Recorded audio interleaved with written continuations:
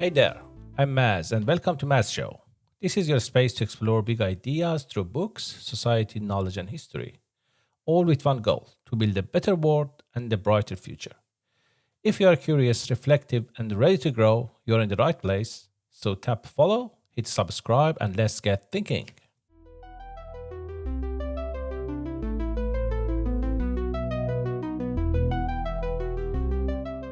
Today, we're uncovering the secret connection forged by CIA officer Robert Ames with the Palestinian Liberation Organization, a daring move that defied norms and aimed to bridge divides in the Middle East. We'll explore how Ames initiated this covert back channel, the risks he took, and the impact it had on U.S.-Middle East relations. To kick things off, let's bring in our expert to unravel the story behind Ames's bold initiative. So, what made Ames's approach so unique in the world of espionage? Robert Ames was a CIA officer who believed in the power of personal relationships to achieve diplomatic goals. Unlike many of his peers, he focused on building trust and understanding with key figures in the Middle East. In the late 1960s, Ames was stationed in Beirut, a hub of political and cultural activity. It was here that he met Mustafa Zine, a Lebanese journalist with connections to the PLO. Interesting. So, Zine was the link that led Ames to the PLO? Exactly.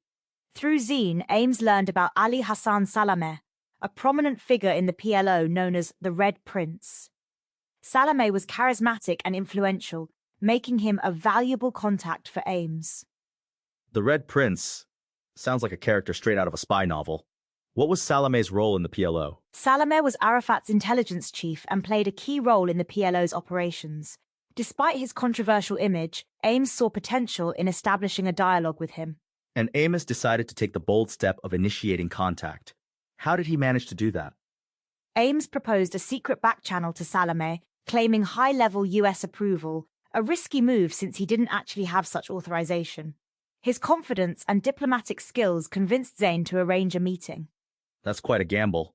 What were the stakes of this back channel? The stakes were high. At the time, the PLO was officially considered a terrorist organization by the US, and any contact was politically sensitive. Ames's initiative was both groundbreaking and controversial.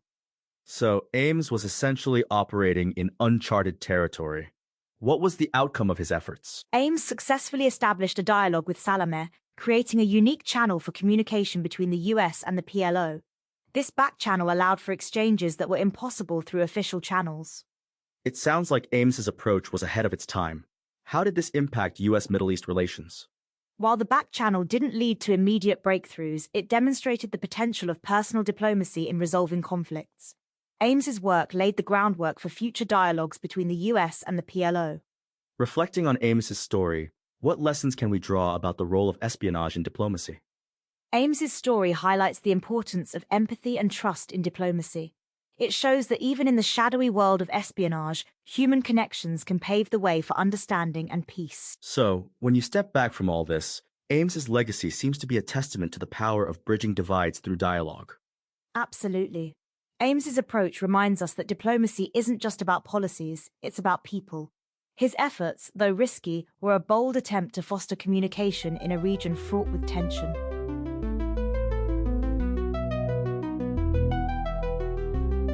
Two men meet in a Beirut cafe in 1969. One's a CIA officer, the other a Palestinian intelligence chief. What happens next would change Middle East diplomacy forever. We're exploring how an unlikely friendship between Robert Ames and Ali Hassan Salameh reshaped history, challenged conventional wisdom, and ultimately showed us what's possible when we look past labels to see our shared humanity. You know, what's remarkable about this story is that it wasn't supposed to happen at all. The U.S. had a strict no-contact policy with the PLO at the time. Wait, so Ames was basically going rogue here? Well, yes and no. He actually told Mustafa Zine, the Lebanese journalist who introduced them, that he had presidential authorization. But that was a complete bluff. He lied? That's pretty bold for a CIA officer. It was incredibly bold. But Ames understood something fundamental. Sometimes you need to create unofficial channels when the official ones are blocked. And Salameh, tell us about him. He wasn't exactly a typical diplomatic contact, right? Far from it. Salameh was known as the Red Prince. He was Arafat's intelligence chief, ran Force 17 security unit, but he was also this fascinating character. drove fast cars, wore designer suits. Sounds more like James Bond than a militant leader. That's actually a pretty apt comparison. He even married Miss Universe 1971. But beneath that flashy exterior was a serious player in Palestinian intelligence. So how did these two very different men end up building trust? It started with language. Ames spoke Arabic fluently, which was really unusual for CIA officers back then. That immediately set him apart. And that made a difference? Huge difference. It showed respect, commitment. They could have real conversations, not just formal exchanges through translators. Tell me about these conversations. What did they discuss? Well, according to sources, they talked about everything. Families, hopes for peace, even shared jokes. But they also dealt with serious intelligence matters. Must have been quite a balancing act, being friends while representing opposing sides. Exactly. And it got even more complicated as tensions rose. By the mid-70s, there was enormous pressure from all sides. What kind of pressures? Well, Salameh was being targeted by Israeli intelligence, and Ames was walking a tightrope at the CIA. Many thought he was too close to his Palestinian contacts. But they kept meeting despite the risks? They did. And in 1977, Ames even managed to arrange a secret meeting with Yasser Arafat himself. Wait, he met Arafat? How did that happen? Through Salameh's arrangement. And get this, Ames didn't even tell his CIA superiors about it. He knew they'd, in his words, go into outer space if they found out. That's incredible. What came from that meeting? It helped establish credibility. After that, Arafat said that whatever Ames said should be treated like it was written in the Quran. That's how much trust they'd built. So this relationship was really making a difference? Absolutely. It created a vital back channel between the US and PLO when no official contact was allowed. Ames could pass messages, gather intelligence, build understanding. But it wasn't all smooth sailing, right? No, far from it. The situation in Lebanon was deteriorating. The civil war was intensifying, and Salameh was still a prime target. How did they handle those increasing dangers? Ames actually warned Salameh several times about assassination attempts. And Salameh took those warnings seriously. They'd saved his life more than once. That must have put Ames in a difficult position, warning someone who was technically an enemy. Exactly. But that's what made Ames unique. He saw beyond labels to the human potential for dialogue and understanding. Did others in the CIA share that view? Some did, but many thought he was naive. They wanted him to formally recruit Salameh as an agent, use leverage instead of friendship. And Ames refused? He did. He believed that mutual respect would achieve more than coercion. And looking at what they accomplished, he was right. What exactly did they accomplish? Well, they created understanding between sworn enemies, helped prevent conflicts. Salameh even provided security assistance to U.S. personnel in Lebanon. That's quite a transformation, from adversaries to allies. And it went beyond just their relationship. Their example showed that dialogue was possible, even in the most difficult circumstances. But there were limits to what they could achieve, weren't there?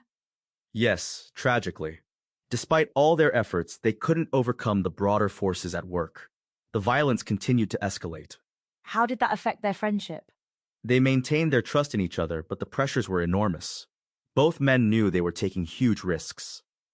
And those risks eventually caught up with them? Yes. In January 1979, despite Ames's warnings, Salameh was killed by a car bomb in Beirut. It was a devastating blow, both personally and diplomatically. How did Ames react?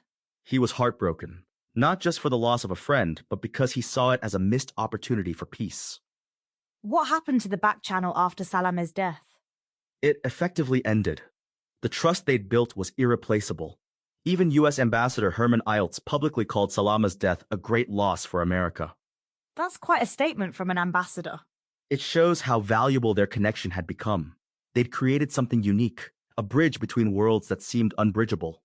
Ames and Salameh proved that friendship can transcend political divisions, even in the most challenging circumstances. But it's not always enough, is it? No. Sometimes larger forces overwhelm even the strongest personal bonds. But that doesn't make those bonds any less valuable or their example any less powerful. Did their relationship change anything in the long run? It did. Their back channel laid groundwork for later official U.S. PLO dialogue. They showed it was possible to build trust across seemingly impossible divides. So in a way, their friendship outlived them? Exactly. Their legacy lives on in every diplomat or intelligence officer who chooses dialogue over confrontation, understanding over prejudice. What would they think of today's Middle East? They'd probably see both progress and setbacks, but I think they'd still believe in the power of personal relationships to bridge divides.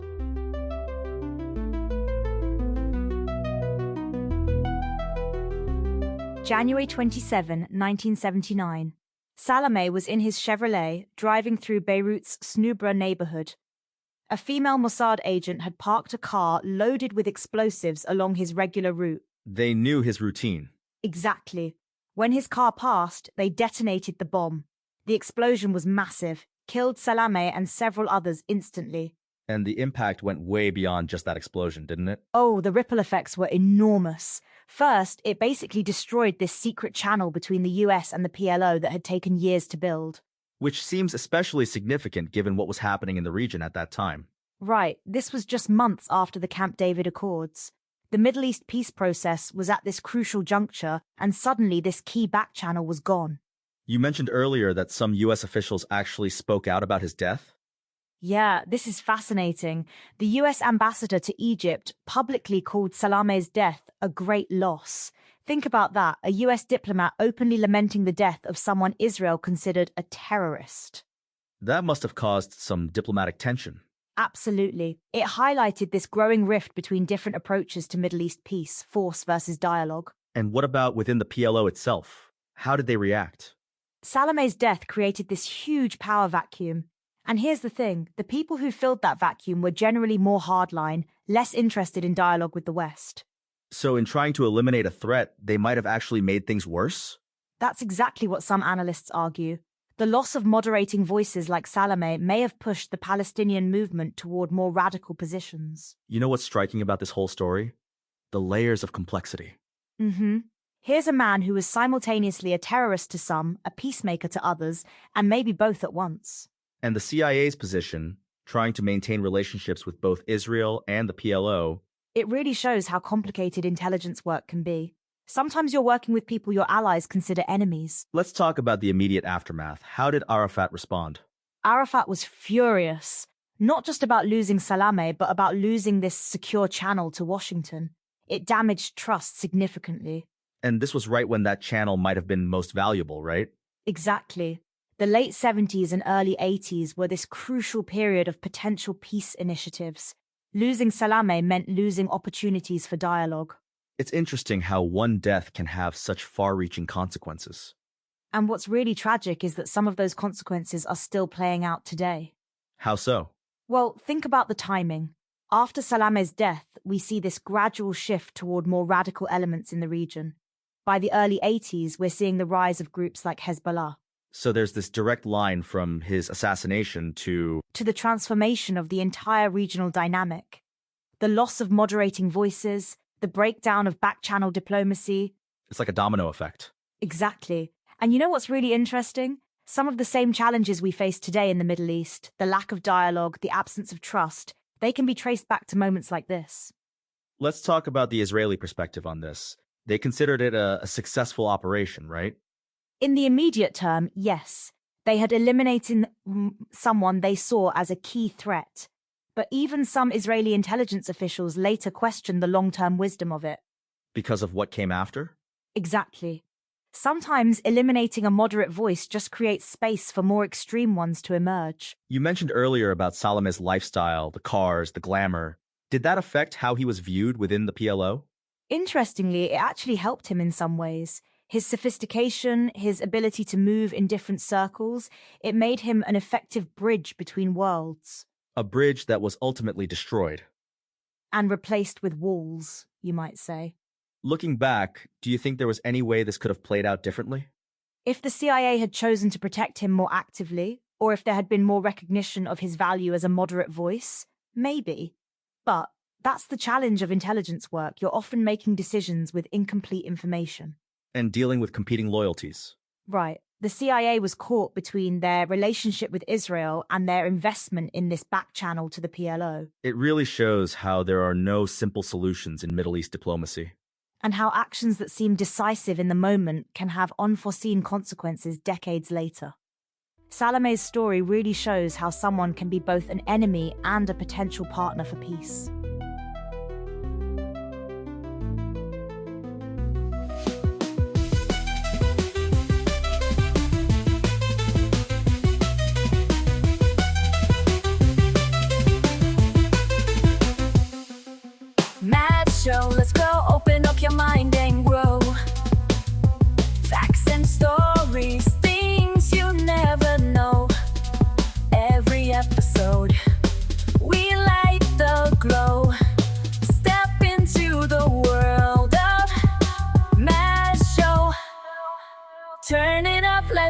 rhythm flow. Feel the beat, take control. Don't be shy, just let it go. This is where the magic grows. Tune in now, it's the Mass Show. Lights up bright and minds will glow. Every day we learn and grow. Come along and join the flow. New ideas begin to shine, breaking limits, crossing lines. Every moment feels divine in the world of Mass Show time. Turn it up, let the rhythm flow. Feel the beat, take control. Don't be shy, just let it go. This is where the magic grows. Tune in now, it's the Mass Show. Lights up bright and minds will glow. Every day we learn and grow. Come along and join the flow.